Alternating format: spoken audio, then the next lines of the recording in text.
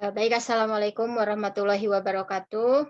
Waalaikumsalam Waalaikumsalam warahmatullahi warahmatullahi wabarakatuh. wabarakatuh. Kami dari kelompok 2 angkatan 5 Latsar CPNS Pemerintah Kabupaten Sukabumi tahun 2022. Di sini akan menyampaikan tugas subkelompok mengenai reshaping akhlakologi, mengevaluasi dan membandingkan praktik berakhlak di tempat kerja masing-masing. Dengan saya sebagai moderator, Nande Nur Siti Safarilah, NDH 22, Unit Kerja RSUD Sekarwangi, bersama rekan-rekan saya.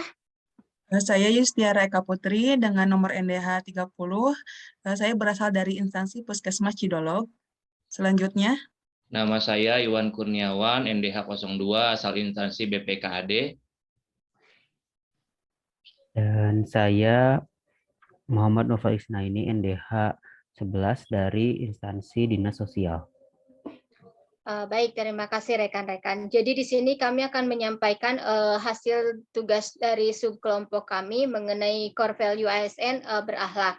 Berakhlak sendiri itu merupakan akronim dari berorientasi pada pelayanan, akuntabel, kompeten, harmonis, loyal, adaptif, dan kolaboratif, di mana nilai-nilai tersebut sangat diharapkan dapat diterapkan dalam pelayanan keseharian bagi para ASN. Kami sudah melakukan diskusi baik secara offline maupun online dan mendapatkan kesimpulan bahwa beberapa dari core value tersebut yang akan disampaikan oleh rekan-rekan saya. Poin yang pertama adalah berorientasi pada pelayanan yang akan disampaikan oleh Yustiara. Oke, untuk nilai core value yang pertama, yaitu berorientasi pelayanan. Saya bekerja di UPTD Puskesmas Cidolog yang memiliki visi, yaitu terwujudnya Puskesmas Cidolog yang mandiri menuju pelayanan kesehatan yang optimal. Nah, dari visi tersebut, jelas bahwa Puskesmas Cidolog memiliki tujuan yang berorientasi pada pelayanan dan kepuasan pasien. Dari yang saya amati di lapangan, hampir seluruh pegawai Puskesmas Cidolog telah menerapkan prinsip ini. Prinsip semua memaksimalkan pelayanan pasien dengan menerapkan 5S, yaitu senyum, sapa, salam, sopan, dan santun. Di mana saat melakukan pelayanan dimulai dari loket pendaftaran, pemeriksaan umum, hingga pemberian obat telah dijalankan secara optimal. Para pegawai Puskesmas Cidolog pun berusaha semaksimal mungkin agar seluruh pelayanan pasien itu tidak terhambat. Untuk saya kan di bagian farmasi ya, seorang diri, tapi saya berusaha untuk bekerja melayani semua resep obat dengan dibantu oleh profesi lain seperti perawat ataupun bidan yang sigap membantu saya di pelayanan obat. Hal ini menjadi pertimbangan agar pelayanan terhadap pasien semakin lebih cepat dan baik demi terwujudnya pelayanan yang prima. Untuk core value yang selanjutnya, yang kedua akan dibahas oleh Bapak Iwan. Ya, terima kasih Ibu. Untuk core ASN yang kedua, yakni akuntabel, dengan istilahnya kami bertanggung jawab atas kepercayaan yang diberikan. Nah, penerapannya pada instansi tempat saya bekerja, yakni BPKAD, diterapkan pada saat melakukan pelaporan keuangan. Laporan keuangan sendiri merupakan produk akhir dari sebuah siklus pencatatan akuntansi. Adapun salah satu isi laporan keuangan tersebut adalah neraca, laporan operasional, laporan realisasi anggaran, dan laporan perubahan ekuitas. Laporan keuangan ini dibuat untuk mengetahui kinerja suatu OPD dan diperlukan untuk pengambilan keputusan. Saat ini untuk mempermudah pembuatan laporan keuangan dan menghindari salah saji material, biasanya laporan dibuat dalam jangka setiap 1 bulan sekali, yang biasanya dari 1 tahun sekali. Hal ini untuk mendeteksi lebih awal apabila ada kesalahan dalam pencatatan. Kemudian dalam laporan neraca ini biasanya kita bisa mendapat informasi mengenai posisi kas dari setiap instansi. Bila dikaitkan dengan kode etik akuntabel dalam pemeriksaan kas yang dilakukan saat ini, yakni dengan cara mengecek bukti kas keluar dan rekening koran yang ada, sehingga bisa dipastikan apakah kas tersebut dipergunakan secara bertanggung jawab dan efektif atau tidak, sehingga bisa menghindari penyalahgunaan kewenangan jabatan oleh bagian bendahara. Selain itu juga pada neraca ini bisa diketahui posisi persediaan yang dimiliki oleh setiap OPD. Misalnya instansi dinas kesehatan memiliki persediaan obat dan alat-alat medis. Maka di sini kami akan memeriksanya apakah persediaan yang disajikan tersebut sudah dicatat dengan baik atau belum berdasarkan penggunaannya. Maka diperlukan bukti-bukti dan dari pemeriksaannya pun diperlukan sikap kejujuran. Tentu saja core ASN akuntabel juga sangat penting dalam melakukan pembuatan dan pemeriksaan ini karena dalam pembuatannya kita harus bersikap jujur, bertanggung jawab, cermat, disiplin, dan berintegrasi tinggi sehingga bisa diketahui bahwa anggaran dan realisasi yang disajikan dalam laporan keuangan tersebut ini dapat dipertanggungjawabkan. Untuk core ASN yang ketiga, saya serahkan kepada Ibu Nanden. Baik, terima kasih. Untuk nilai dasar ASN yang berikutnya adalah kompeten, yaitu suatu bentuk peningkatan kompetensi diri untuk menjawab tantangan yang berubah dan juga memberikan pelayanan dengan kualitas terbaik. Nah, di RSUD Sekarwangi sendiri, kompetensi pegawai itu sangat diutamakan karena berhubungan dengan pelayanan. Kemudian seperti contoh kasusnya adalah pada saat penerimaan pegawai, beberapa hal menjadi persyaratan. Misalkan dalam kasus saya sebagai dokter umum, diharuskan memiliki STR atau surat tanda registrasi, sertifikat penunjang lain seperti ACLS, ATLS, Hiperkes, dan lain-lain. Nah, begitupun juga ketika kita sudah berada di dalamnya, refresh ilmu itu selalu rutin dilakukan seperti kegiatan siang klinik yang dilakukan rutin sekitar 1-2 kali dalam 1 bulan dengan narasumber dari berbagai departemen. Selain itu juga RSUD Sekarwangi aktif untuk memberikan pelatihan-pelatihan baik in-house training dan lain-lain untuk semua pegawainya. Hal ini bertujuan untuk meningkatkan pengetahuan dan kompetensi dari dokter yang bekerja di RSUD sehingga dengan kompetensi yang mumpuni dapat melaksanakan pelayanan dengan minimal error.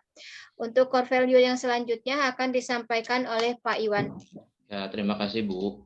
Saya akan menyampaikan core value yang berikutnya yakni mengenai harmonis dari hasil diskusi kami sebelumnya. Untuk core ASN harmonis ini dengan kode etiknya ini kami saling peduli dan menghargai perbedaan. Adapun penerapannya dalam lingkungan tempat bekerja, yakni pegawai di lingkungan kerja saya, BPKD, khususnya subakuntansi pelaporan, tentu saja bersifat heterogen, mulai dari adanya perbedaan usia, ras, maupun agama. Namun hari ini bukan menjadi jurang pemisah, tapi justru menjadi aspek pemersatu. Misalnya yang sudah diterapkan yang berhubungan dengan harmonis ini, yang senior membimbing juniornya dalam pemahaman tupoksi, dan yang junior melakukan sharing terkait metode dan teknologi baru dalam pembuatan laporan keuangan. Ataupun misalnya ketika bulan puasa yang lewat, yang muslim ini mengizinkan pegawai yang non-muslim untuk tetap melakukan makan siang, dan yang non-muslim menghormatinya dengan tidak makan di ruangan. Selain itu, biasanya pada hari Jumat pagi juga kami melakukan olahraga bersama-sama untuk menjaga kekompakan. Dan juga kadang bila ada salah satu pegawai yang berhalangan hadir untuk melakukan tugasnya, maka akan dihandle oleh pegawai yang lain sehingga mempermudah petugas OPD yang lain ketika akan melakukan pelayanan. Mungkin core ASN yang berikutnya akan disampaikan oleh Bapak Nopal. Saya persilakan. Ya, terima kasih. Untuk core value selanjutnya itu loyal. Core value loyal di Dinas Sosial dapat dilihat ketika pelaksanaan tugas. Kami pegawai Dinas Sosial harus selalu responsif terhadap kasus yang muncul di masyarakat. Contohnya, apabila pimpinan memerintahkan untuk menindaklanjuti ada satu laporan kasus keterlantaran, walaupun itu di hari libur, pegawai Dinas Sosial akan langsung merespon kasus tersebut dan melakukan tindakan awal yang dibutuhkan. Di antaranya contohnya biasanya asesmen awal dan koordinasi dengan perangkat daerah terkait, biasanya perangkat desa atau tugas desa. Hal ini dilakukan semata-mata untuk menjaga nama baik ASN dan instansi. Selain itu, tagline Dinas Sosial yaitu adalah tiada hari tanpa kesetiakawanan sosial. Dan tagline ini tercermin bahwa hubungan antar pegawai dan hubungan pegawai dengan pegawai dan hubungan pegawai dengan masyarakat. Jadi dalam melaksanakan tugas yang banyak, itu contohnya yang mengharuskan kami lembur, kami akan saling bahu-membahu. Contohnya adalah ketika ada pelaksanaan pendistribusian bantuan sosial ke semua desa yang ada di Kabupaten Sukabumi yang jumlahnya kurang lebih 386, sedangkan jumlah pegawai dinas sosial itu secara keseluruhannya hanya 50. Nah, itu kami saling bahu-membahu untuk melaksanakan program itu. Dan core value selanjutnya akan dibacakan oleh Bu Nanden. Dipersilahkan. Baik, terima kasih. Untuk core value yang selanjutnya adalah adaptif. Core value adaptif adalah suatu bentuk penyesuaian diri terhadap perubahan, berinovasi, dan mengembangkan kreativitas serta bertindak proaktif. Salah satu core value adaptif yang sudah diterapkan di RSUD Sekarwangi adalah layanan Sijaprem untuk dokter. Jadi layanan Sijaprem itu adalah suatu layanan berbasis aplikasi di mana ini merupakan bentuk inovasi yang bertujuan untuk transparansi jasa medis setiap dokter, baik dokter umum maupun dokter spesialis. Sehingga kami para petugas dokter itu harus terbiasa mengikuti adanya perubahan atau adanya adaptasi yang baru ini. Meskipun akhir-akhir ini penggunaannya kurang optimal karena kendala penginputan yang kurang aktual dari pihak keuangan, tetapi setidaknya sudah ada bentuk upaya untuk berinovasi dan kami sebagai petugas juga berusaha untuk melakukan penyesuaian. Seperti halnya ada wacana terbaru di RSUD Sekarwangi itu bahwa saat ini sedang menyiapkan inovasi mengenai electronic medical record, yaitu suatu bentuk aplikasi berbasis rekam medis elektrik, di mana tentu saja wacana ini harus disiapkan sebagai petugas di lapangan dan juga ditunjang dengan sarana dan prasarana sehingga adaptasi di lapangan dapat berjalan sesuai dengan kemajuan yang ada. Selanjutnya, nilai core value terakhir akan disampaikan oleh Ibu Yusti.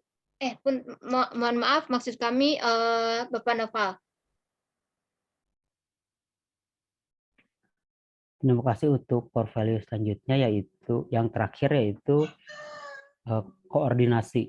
Jadi kami di Dinas Sosial dalam melaksanakan tugas itu hampir selalu harus berkoordinasi dengan instansi lain. Contohnya khususnya di bagian saya itu rehabilitasi sosial. Nah, yang paling banyak sering berkoordinasi biasanya itu aparat desa. Nah, dalam program dinas sosial pengerjaannya itu contohnya ya dalam pelayanan reunifikasi keluarga, pemulangan orang terlantar dan pemulangan warga negara migran bermasalah dari titik debarkasi.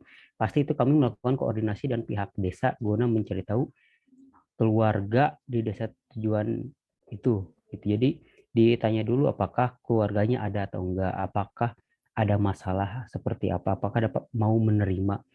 Nah, adapun padahal misalnya contohnya rujukan orang tua terlantar, anak terlantar, ODGJ, misalnya kami pasti berkoordinasi dengan pihak panti yang berada di bawah naungan Dinas Sosial Provinsi Jawa Barat ataupun Kementerian Sosial atau bahkan milik swasta, karena Dinas Sosial tingkat Kabupaten Sukabumi secara hukum tidak memiliki wewenang untuk mengelola panti. Jadi dalam melaksanakan tugas menghadapi kasus itu pasti kami selalu berkoordinasi dengan pihak-pihak terkait. Cukup itu saja. Terima kasih. Dikembalikan pada Bu Nanden. Baik, terima kasih rekan-rekan atas penyampaian dan pemaparan dari Jadi itulah tadi hasil diskusi kami mengenai nilai dasar ASN di tempat kami bekerja. Dapat ditarik kesimpulan bahwa beberapa nilai yang dapat diterapkan baik pada saat ini maupun di masa mendatang. Yang pertama adalah mengenai berorientasi pada pelayanan. Jadi seorang ASN itu harus menerapkan sikap responsif dan juga komit untuk memberikan pelayanan yang berkualitas sesuai harapan dari masyarakat. Kemudian poin yang selanjutnya adalah mengenai akuntabel. Seorang ASN melaksanakan tugas dengan integritas yang kuat, bertanggung jawab, dan dapat dipercaya. Kemudian untuk nilai yang selanjutnya adalah nilai kompeten, di mana seorang ASN itu hendaknya terus memberikan kinerja terbaik sesuai bidang dan tugasnya masing-masing, dan juga memiliki niat belajar dan pengembangan diri yang tinggi. Selanjutnya untuk nilai harmonis di tempat kerja dapat diterapkan sehingga seorang ASN itu hendaknya dapat menciptakan lingkungan kerja yang kondusif, menyadari tiap orang itu memiliki kelebihan dan kekurangan saling melengkapi untuk tujuan bersama. Kemudian nilai dasar dari ASN yang selanjutnya adalah loyal. Seorang ASN itu hendaknya memiliki rasa nasionalisme dan pengabdian yang tinggi, turut berkontribusi positif untuk kemajuan instansi dan juga menjaga nama baik instansi dimanapun berada. Untuk nilai yang selanjutnya adalah nilai adaptif, di mana seorang ASN hendaknya antusias terhadap perubahan dan juga tantangan yang ada, memiliki solusi yang kreatif sesuai perkembangan zaman atas permasalahan yang terjadi di unit kerja, dan juga menjadi arus tanpa terbuai mengikuti arus. Selanjutnya, nilai core value yang terakhir adalah kolaboratif. Seorang ASN itu bersikap terbuka terhadap saran dan melakukan kerjasama dengan sinergis untuk kinerja yang lebih baik. Baik, rupanya itu saja pemaparan dari kelompok kami mengenai core value ASN berakhlak. Terima kasih atas perhatiannya. Saya sebagai berdiri, Assalamualaikum warahmatullahi wabarakatuh. Waalaikumsalam Waalaikumsalam warahmatullahi warahmatullahi wabarakatuh. wabarakatuh.